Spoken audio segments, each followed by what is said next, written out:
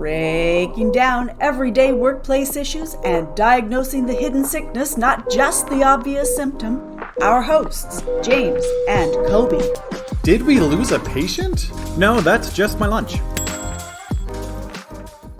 Hey, thanks for joining us. I'm Kobe, he's James. Let's get started with a question. What are some small, practical things we can do to improve employee well-being? Yeah, I'm quite excited for this conversation because there actually are some fairly simple foundational things that I see a lot of businesses continuing to fail to provide, and they will make a big difference in terms of employee well-being. But what's what I find funny is I'm sure there are folks who are listening or who are looking at this topic and asking, why are we still harping on employee well-being? Right? Like, it has been a big topic for a while, for a number of years, ever since COVID. And a lot of companies have taken a lot of actions around it. Well, the simple answer to the question is it's important and it hasn't improved, so we have to keep talking about it. Yeah, and it's not even just that it's not necessarily improved, it's that it's almost like people are, it's, it hasn't improved, but people are also kind of more focused, like the employees are more focused on it. Like Oh yeah. it's impacting employee well-being, and employee wellness is impacting a lot of the stuff that businesses are still struggling with. Because even the ones that have, okay, we implemented stuff, we've checked that box, we've moved on. Unfortunately, employees are still like, well, this is still number one priority. This is still the focal point of it. So even though you may have moved on, business, we Yeah. haven't. It's And as that's important as salary. It's as important as the other programs and supports that you offer. And Mhm. it is a major decision influencer in decision to stay or leave a company. Uh, the amount that you provide for employee well-being, the way in which you provide for employee well-being, the way that you actively try to support and build employee well-being has a direct impact on your attraction and especially your retention efforts.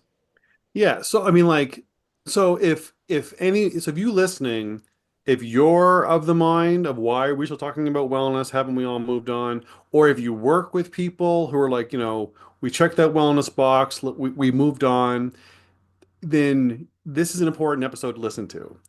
And I think that actually a great place to maybe even do some of your own homework on was there was a state of work-life wellness report for 2025 issued by WellHub. I'll put the I'll cite it in the in the show notes.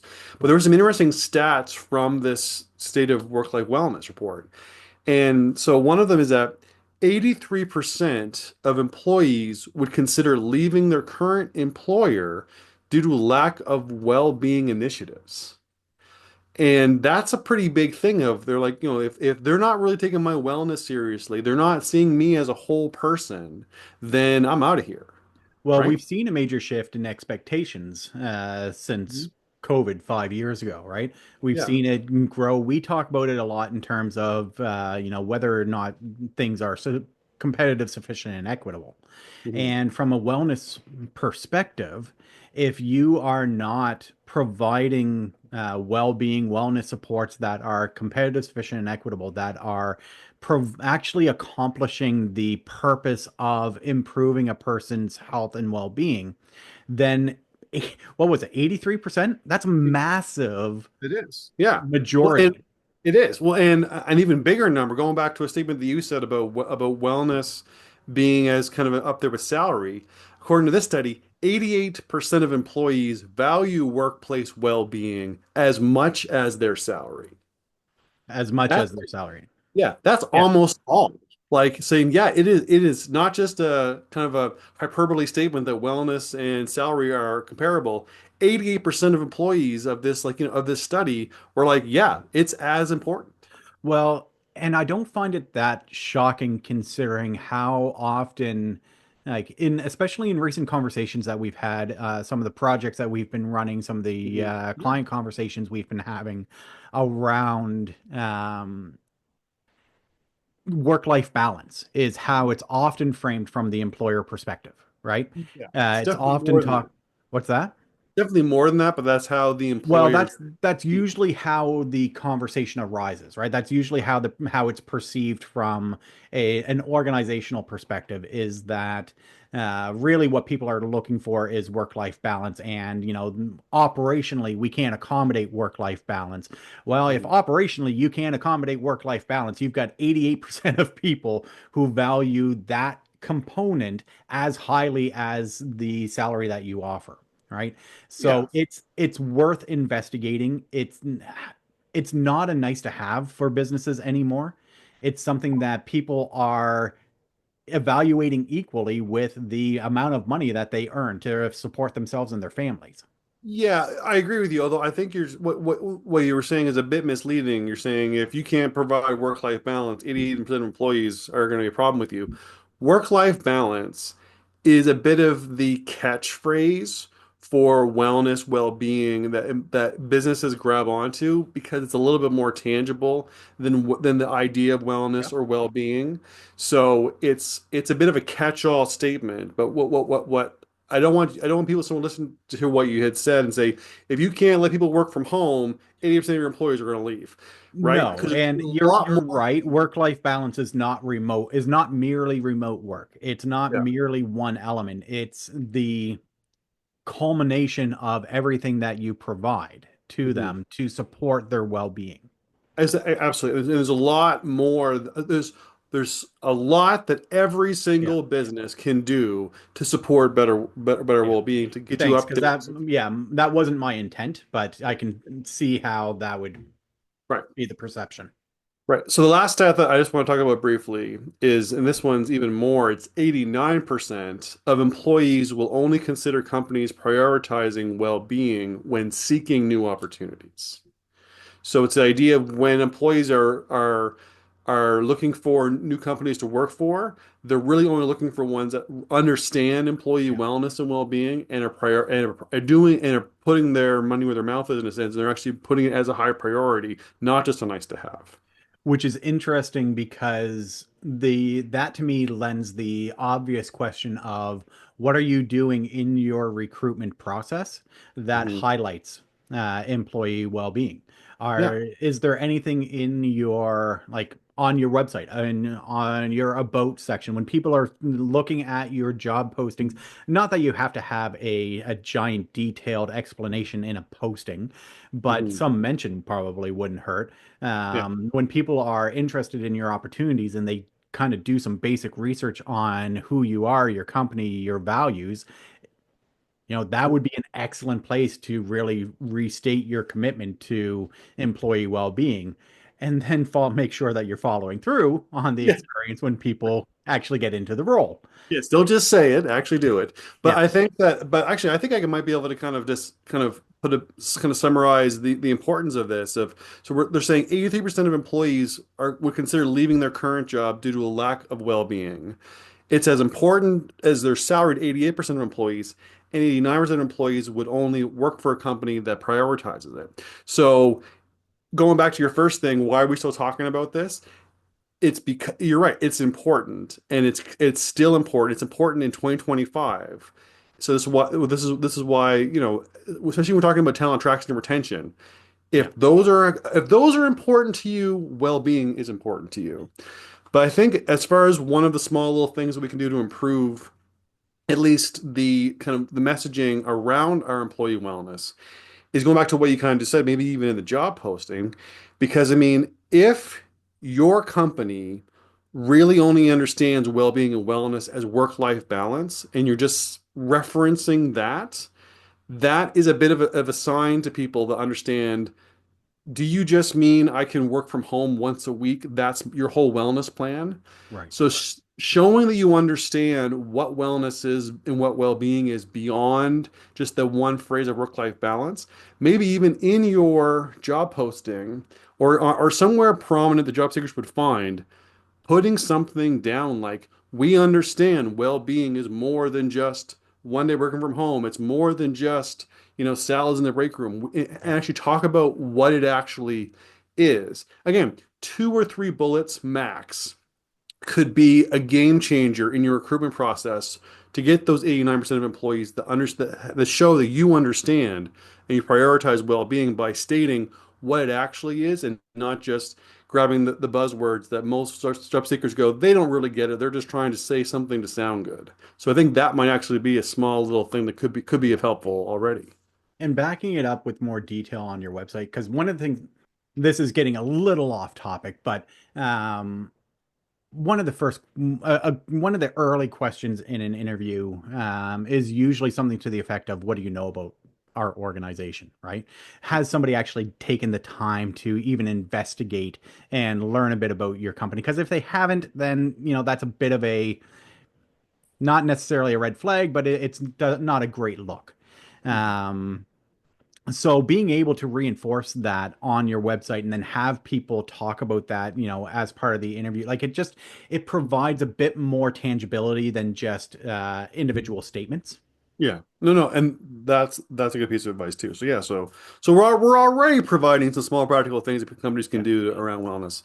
But one of the things the structure we were thinking for today's episode was we wanted to mostly talk about a few don'ts, and then as in regards to employee well-being, and then we also wanted to have a few do's, like the actual practical things that we can do to improve employee well-being. Yeah.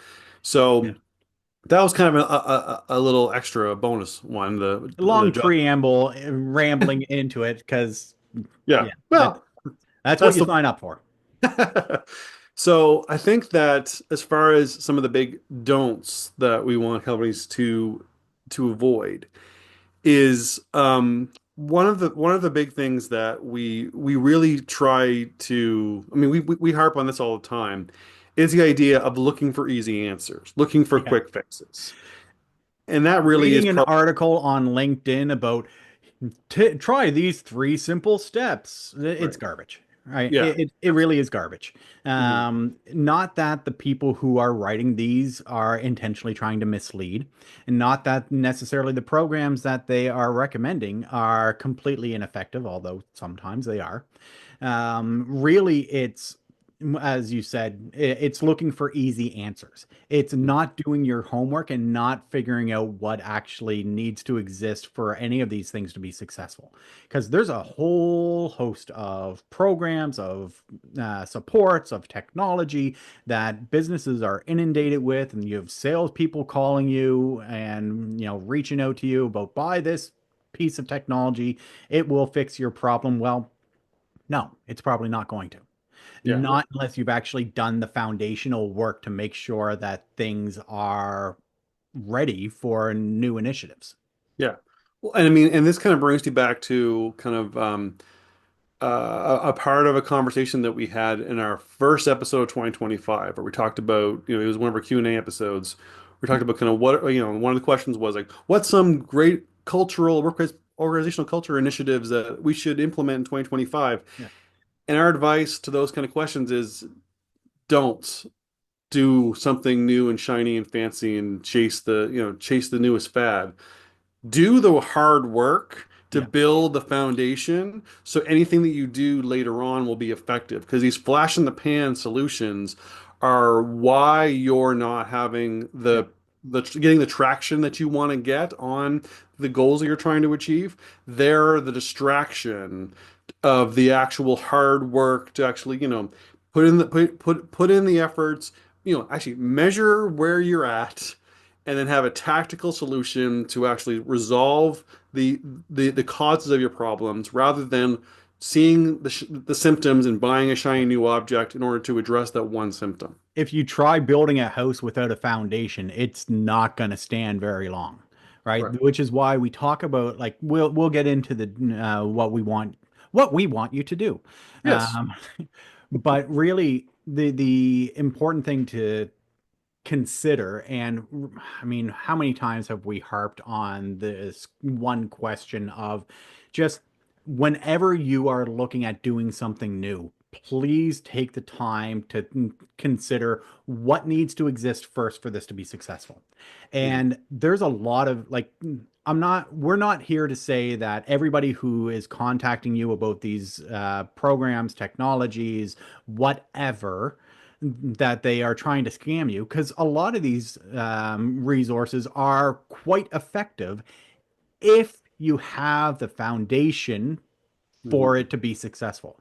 If you have the key elements that need to exist first for this to be successful. The problem that we see in our practice is that people don't take the time to ask themselves that question.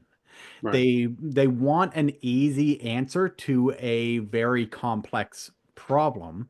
So buying a piece of technology is an easy answer. It's not cheap, and you might not think of it, and the implementation of it may not be smooth, and you may not think of it in an easy way. Mhm. But if you haven't done the basic work, the foundational fundamentals, then yeah, it's not going to work the way that you want it to. You're right. And sometimes it really does take that critical reflection just to see, are we ready for what we want to do? So like again, like going back to kind of you mentioned like, the three simple step articles. I mean, I remember I read one recently and it was like the three things were employee health challenges, mental health supports, and rewards and recognition programs. Those are not bad. There's No. nothing wrong with those, but you can't insert those into a workplace that's not ready for it. Because if you try and do those three things, well, let's pick on those three things just because it's what I mentioned. But if you try and do those three things without asking the question, what needs to exist first for this to be effective, you're not going to have the sustained success that you want because you're just kind of dropping it in and hoping for the Yeah. best. Because that's kind of like if you like imagine your business was in like a rural area with like spotty internet and you was like, you know what, we're going to move to a total cloud-based, operating system. Everything's going to be stored on cloud servers, and all of our customer experience is going to be done through, done virtually. Well, that might be a great package that you're seeing is the big trend that people And are very effective wanting. in some Yeah. companies.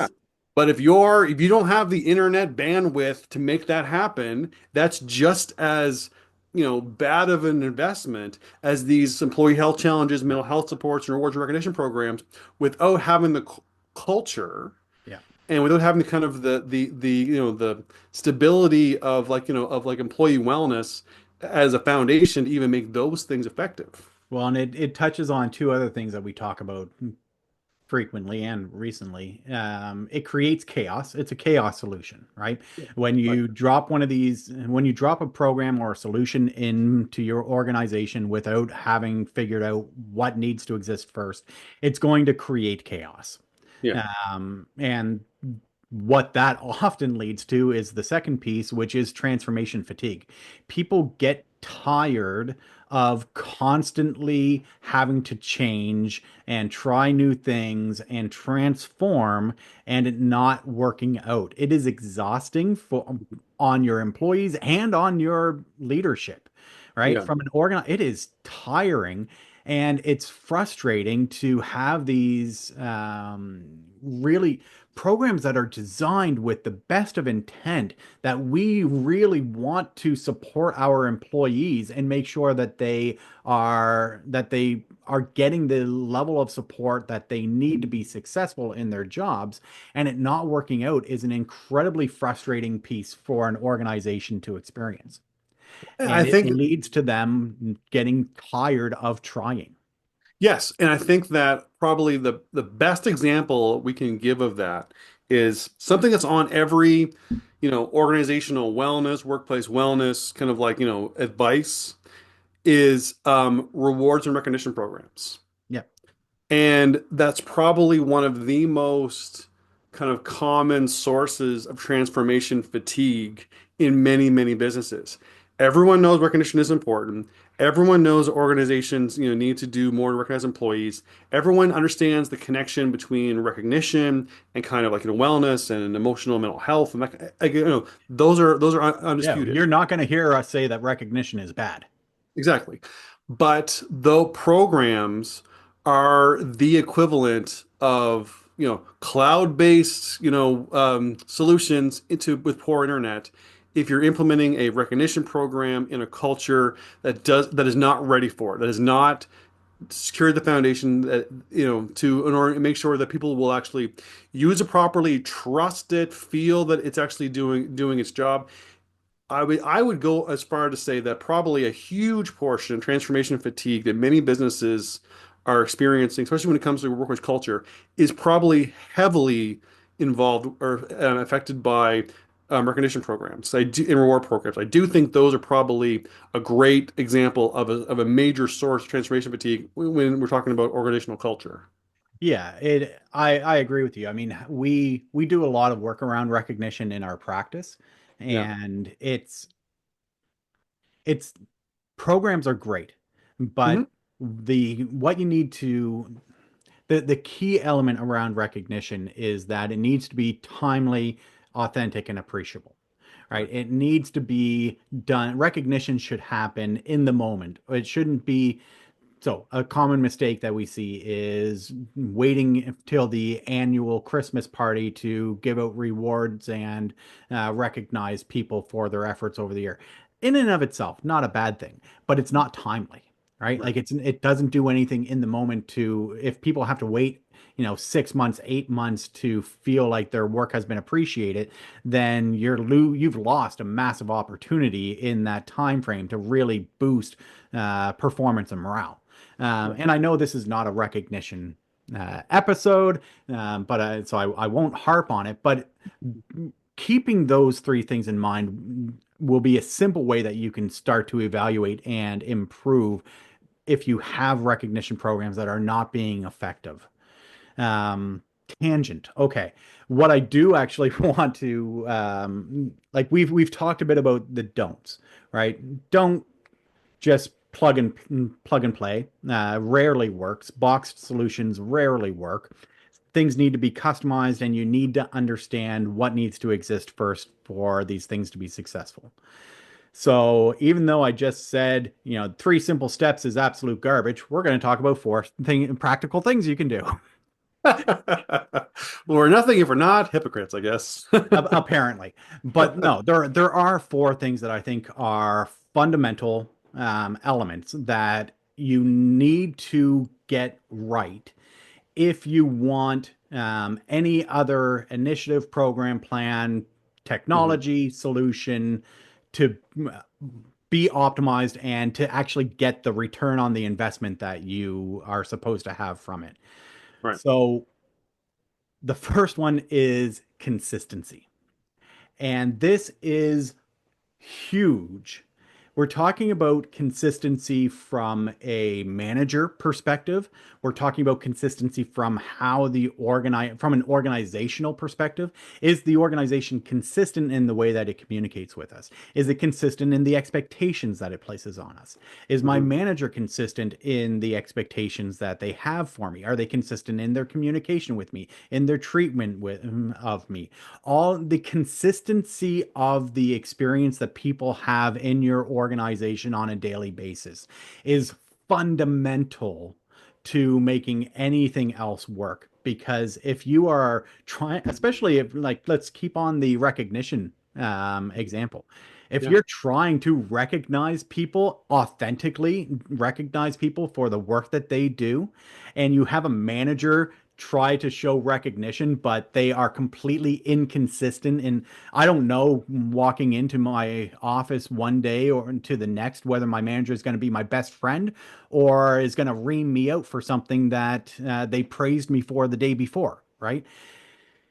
Hmm. Inconsistency has a huge impact on people's mental and emotional health. Yeah. Yeah. sorry, I can go off on this for a while. I've got stories. To be honest, I was kind of surprised you didn't. I was like, oh, I was gonna I'm sit trying to hold back. back. Okay. No, but you're so right. And we've said this phrase before. We use it all the time, even with clients, that inconsistency looks like insanity. Yeah. And it absolutely does. But I mean, it's the idea of, when we're talking about, mental and emotional health, it's, there really is very few things that are going to be as powerful at kind of leveling out people's mental and emotional health at work than consistency. People know what to expect. People can, feel that there's stability when they show up for work and how, stuff happens and when stuff is done because people can do really well when they can predict what's going to happen, right? And honestly, I would much rather have work with a manager or supervisor leader who is consistently bad than being inconsistent. Because at least if you're consistently bad, then I know how to handle you, right? I can make a plan and I can adjust and I can work within that. Hmm. The inconsistency piece is just, it is so exhausting Yeah. to be in that environment on a regular basis. Well, we've talked about this before, but like one of the things that I think that, so you listening right now, think about your top three least favorite bosses, like the ones that you really do not like.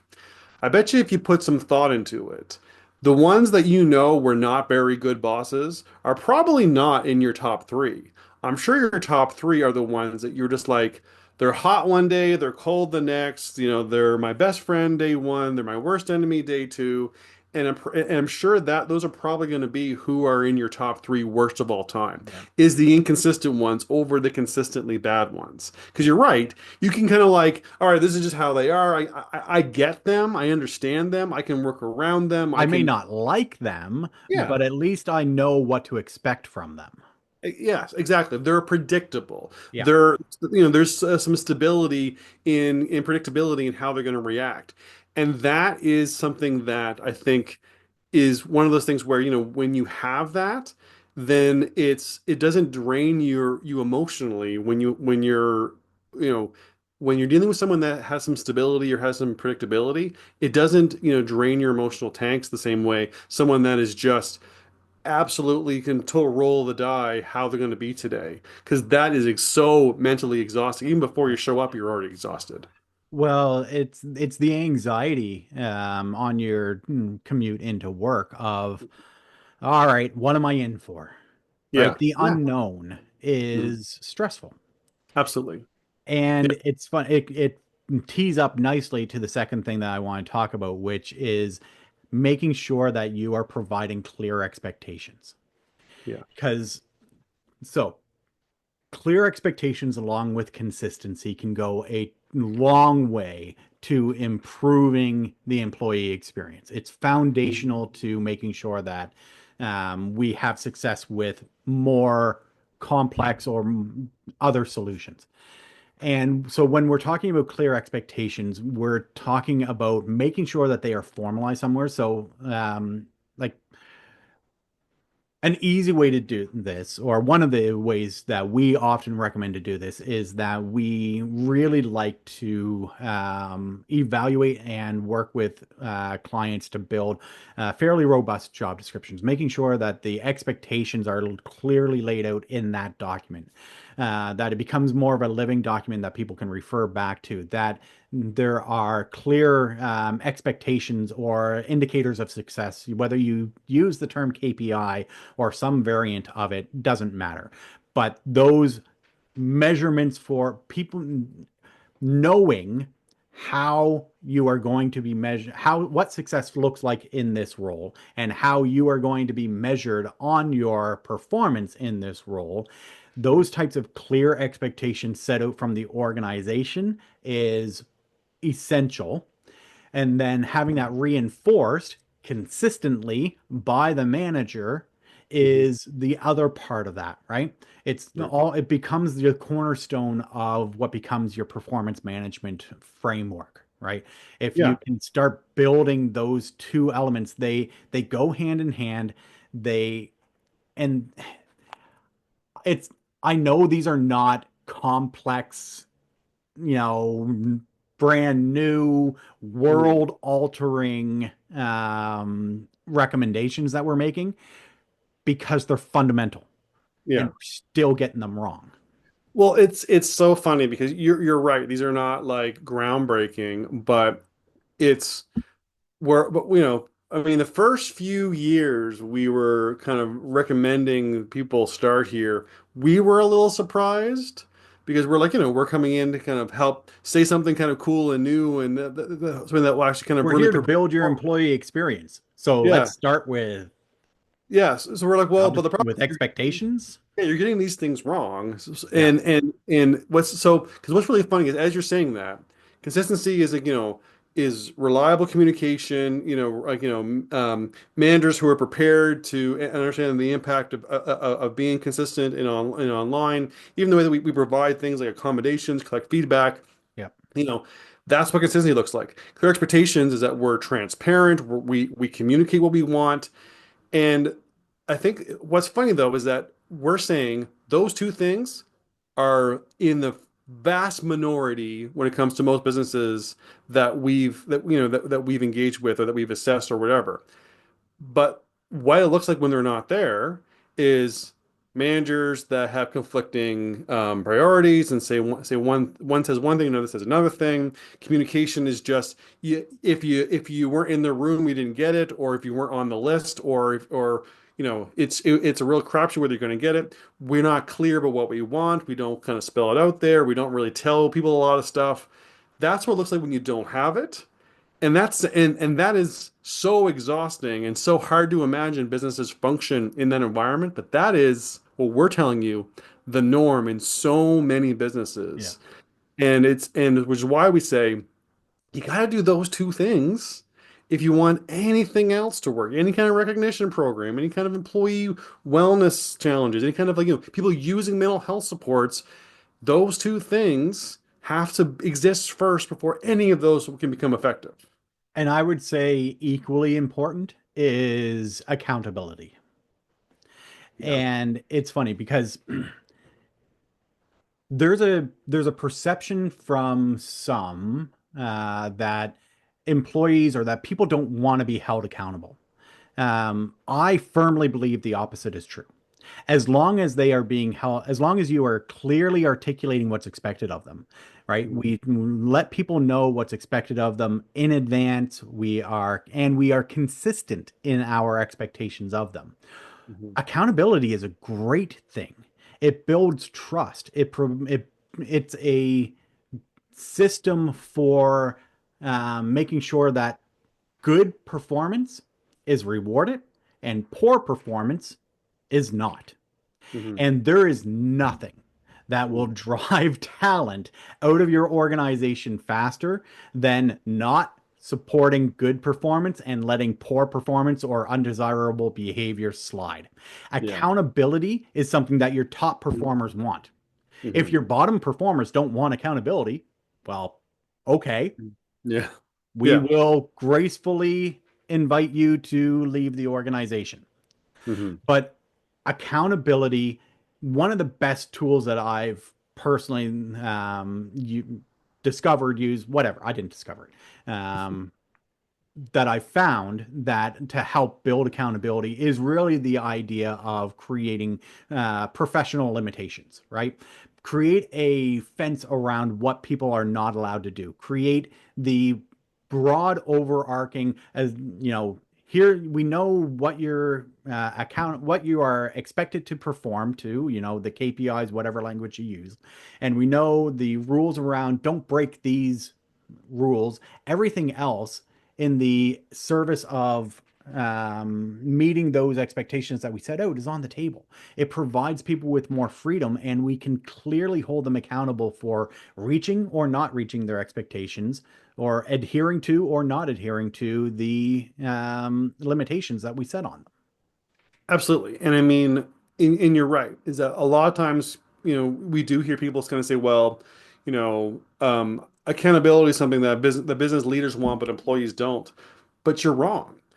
People want to know what they're, kind of like what's expected of them, and they want their good behavior. They want to be held accountable for their good behavior, Yeah. right? Because accountability is not a negative thing; it's a neutral thing.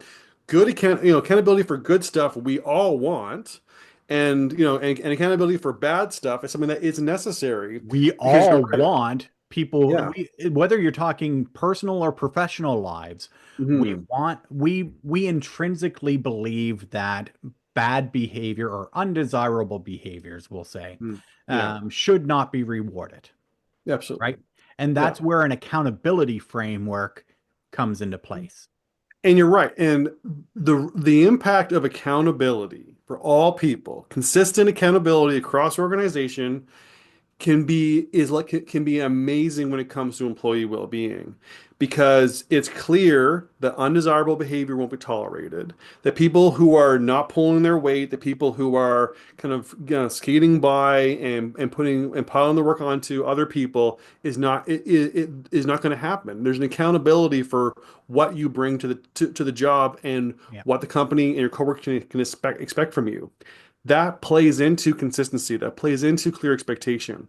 And like one of the things that we always really like doing is we have a program that we call the Autonomy Freeway, and we keep saying we're going to do an episode about that, and we keep pushing it down the road, but we will at some point. But it's a phenomenal program for creating accountability in your organization because it largely does what James kind of said. It's about developing clear expectations and developing kind of like, limited freedoms while providing the accountability of the professional limitations to kind of allow you to have like a lane that you can work in and do your job and be held accountable for the good work that you do and not have to see and not have to tolerate others not being held accountable for undesirable behavior.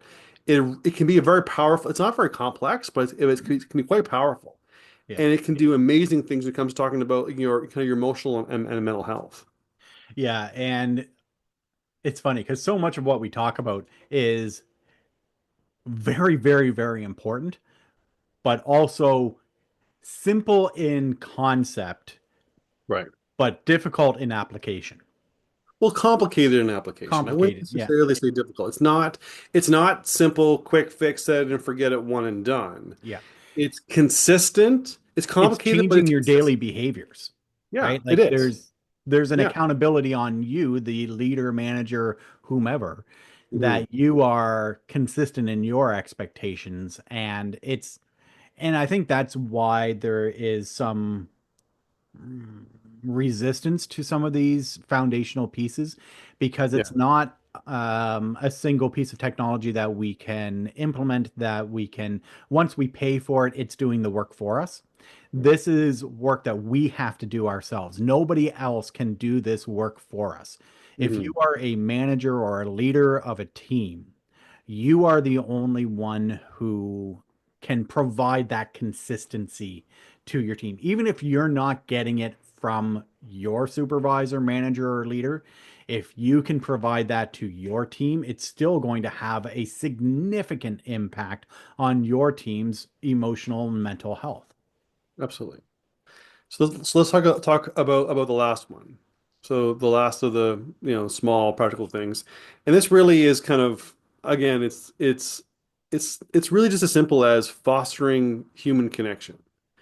It's the idea of, I mean, like honestly, I mean, it's kind of the often way that we talk about the practical realities of recognition, Mhm. right? Not recognition programs that you insert, but actually creating that human to human, again, timely, authentic, and appreciable form of recognition.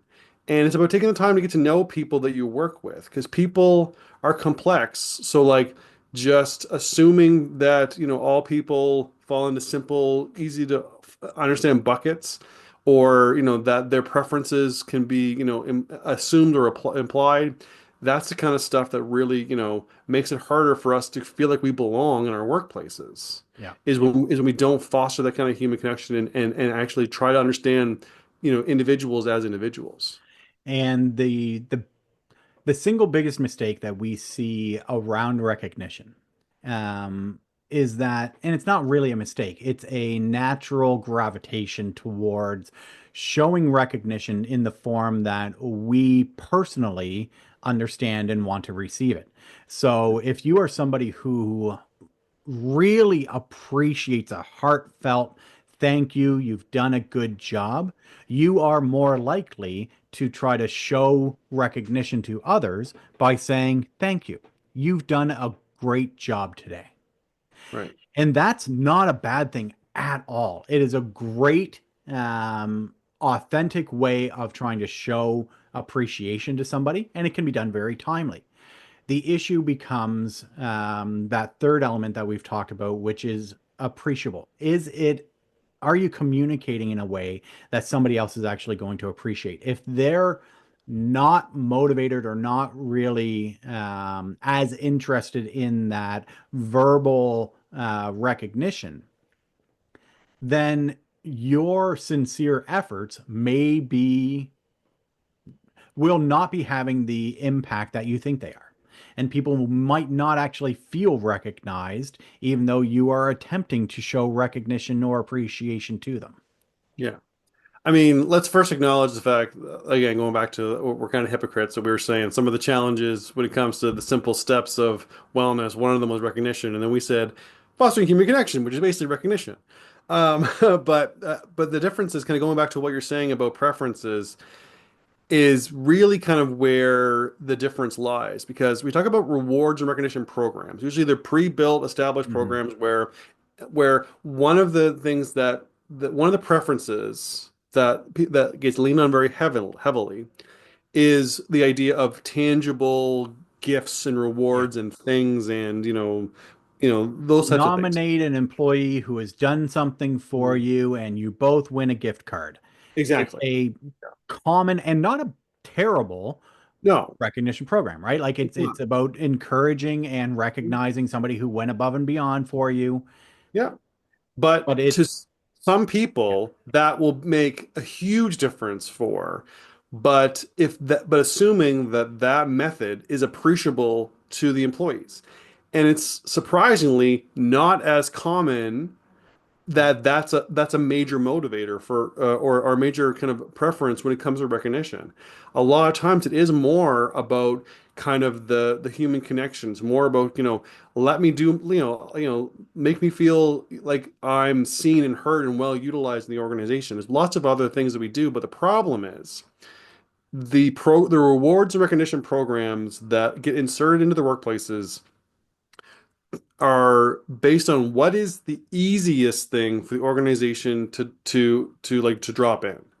And rewards and gifts are easy as far as simple, regardless of how effective they are. Yeah, I agree with you up to a point. Okay. I don't think that these programs are actually implemented because I don't think anybody who is going out seeking a recognition program and implementing something is doing it because they think it's the easiest option. I That's fair. think it's that this is what we know, Right. right? This is what is commonly accepted as recognition. Hmm. And so that gift card program that we very briefly outlined, we've seen it in play. Yep. And what happens is that there tends to be a very small population that really engages. And so the gift cards end up going to the same, you know, 5 to 7% of people over and over and over again. And nobody else, other people don't really care. It becomes more, it almost looks like it's a program just for some. Hmm. Um, the thing about the difference between a recognition program and showing recognition or appreciation to people is really the difference between well, it is that human connection. It's the authentically trying, it's communication. It's Hmm. recognizing that to appreciate someone, I need to communicate what I'm feeling, the thank you, the I appreciate you. I need to communicate that in a way that they are going to understand. Right. And recognizing that communication styles, we need to tailor our message to our audience. Doesn't matter if we're talking about communication in any form. Hmm. That's kind of the fundamental element that distinguishes human building human connection through recognition versus implementing a recognition program. No, I think that that's a really good point, and I think that it's the idea of kind of you're right. It's not that businesses are like, let's find the simplest thing. It's like let's find one thing that will work. But No, like, because I think a lot of people, the majority of people who are implementing these programs do it because they truly want to show people that they are appreciated. you're right. But I think it's the simplicity of envisioning how it's going to work Yeah. by that this program does the heavy lifting for you Yes. is I think where, it's kind of what when I say that it's simpler. It's not necessarily that you have, been lazy in trying to implement something. It's that this is a very, these programs with these gift cards sort of thing are very easy to kind of envision, and it's all like pre-built into like, scheduling and stuff like that. And So it's trackable and there's a yeah, budget for it and yeah, there's like I mean it makes sense why these things happen. yeah, But again, you what we are really the heart of this entire conversation is that you kind of have to do the hard work yourself. yeah. And that's just it, is that and a lot of companies have tried a lot of many of these things and saw that's 5 to 7% kind of uptick from employees, and then they hit that transformation fatigue. They're burned out by trying these new things to improve wellness and Yeah. to address these problems with talent attraction and retention. And then when an actual program comes along, like if we, we're recommending, fostering better human connection and those types of things, they're like, oh, I'm just so tired of that. I don't want this to be a problem anymore, which is kind of we say Yeah. the catchphrase of the transformation fatigue and transformation burnout. But this is just it, is that, it's these programs are easier to envision, and so they seem to kind of get the priority rather than the harsh reality of this stuff takes work. This stuff is hard. Mhm. Has to, and you kind of need to assess where you currently are before you can just insert something. You need to know where the sickness is and not just chase the symptoms. And that is unsexy, that is unflashy, that is unshiny, but That's that very is, us. yes. I've just described, maybe that should be our new 3-word Yeah, mantra for, no, let's not go there. Uh, but no, but really, but that's the harsh truth. yeah. And it's not, and it's, maybe not wanted or welcomed. We've been kindly asked to not come back when we kind of have said these things to businesses that are not ready to hear it. But this is, if you want to actually improve employee well-being, that's the method forward. Yeah, I think the last thing that I want to say is that there's a reason why like we talk about these as fundamentals. Mhm. If you want to reach peak performance in anything, you have to have solid fundamentals. Look at any top tier athlete. I don't care what sport it is. Um, they even at the pro level, like professional hockey players, basketball players, baseball, they practice the fundamentals regularly because until it becomes muscle memory, until they can deploy and use the fundamentals without really even having to give it much conscious thought. Because when you get to that point, when you understand the fundamentals of your sport intrinsically, then you can start building more complex skills. Yeah. No, that's really well put. All right, I think I'll just do a really quick summary. I think this was a good conversation. So, the question was, what are small practical things we can do to improve employee well-being? Well, there's been some study research and some stats to kind of say over 80% of employees would consider leaving their employer because of a lack of well-being initiatives. They place well-being as high as salary, and they would only consider working for a company that prioritizes well-being when they're looking for a new job. The don'ts we suggest when it comes to these strategies to improve well-being are don't go after the easy answers. Avoid the simple little steps. Avoid the set and forget it, the one and done, the stuff, the it'll be done for you. Those types of things don't work. They're chaotic and they often are performative. Because many times these are what people have been chasing over the past 5 years to try and improve wellness, but it's causing them to fall into transformation fatigue where they're just exhausted with not having the success they're looking for. The do's, the things that we do recommend that you work on if you want to actually improve small practical things, is to be able to improve consistency in your workplace. That includes management training, SOP for things like communication or accommodations or employee feedback. Those types of consistent processes can go a long way, as well as kind of pairing that with clear expectations, transparency, strong communication, being able to kind of let people know what's expected of them and let them know how they're going to be measured for success. And then another part of that is accountability. Making it clear what people can't do can often be very helpful, but just holding people accountable for their behavior, good or bad, can go a long way to improving the emotional and mental health of your employees. And the last piece is to foster human connection. This is about getting to know the people that you work with, and recognizing people effectively through authentic and timely and appreciable recognition efforts, but making sure that there's a sense of we see you as a person, we want you to belong here, so we're going to make the effort to foster those kind of relationships. That is going to be what improves people's mental and emotional health. And those are the bedrock of your wellness programs and understanding employee well-being.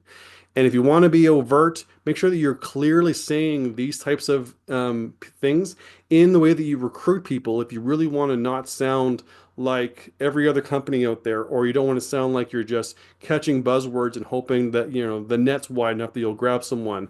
Actually, knowing what you're talking about when it comes to employee well-being can go a long way.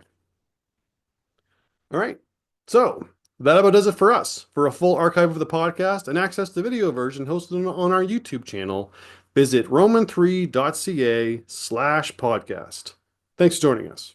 For more information on topics like these, don't forget to visit us at roman3.ca. Side effects of this podcast may include improved retention, high productivity, increased market share, employees breaking out in spontaneous dance, dry mouth, aversion to the sound of James's voice, desire to find a better podcast.